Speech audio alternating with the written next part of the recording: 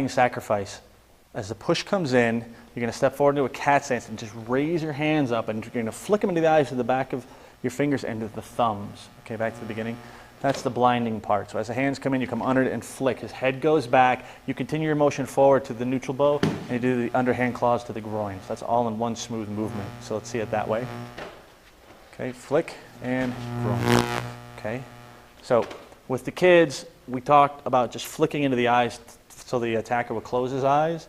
For the adult version, it's actually trying to strike the eyeballs. But that's where the blinding comes from. But for them, we just want him to close his eyes. So we're not teaching them to gouge anyone's eyes out. Okay, back to the beginning. So flick, claw. And now the hands go around behind to hit the kidneys as you pull back to the cat stance and bring your hands up. The kids' version stops there. Okay, back to the beginning. Okay, go. Flick, groin, the kidneys.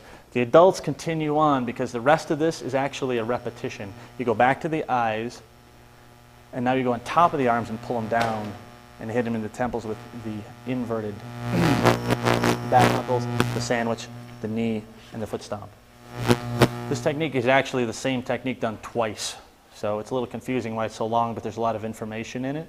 So normally we just teach the kids the first part, but here's the whole thing. So it's the flick to the eyes, the claws to the groin, the kidney strikes, coming back up, then you go back in, and that's the halfway point. So you yank down and go up to the temples. And that's a sandwich that can be done with the forearms or just one heel palm with the forearm as you pull them down into the knee strike to the head and foot stomp if possible. And that is called blinding sacrifice.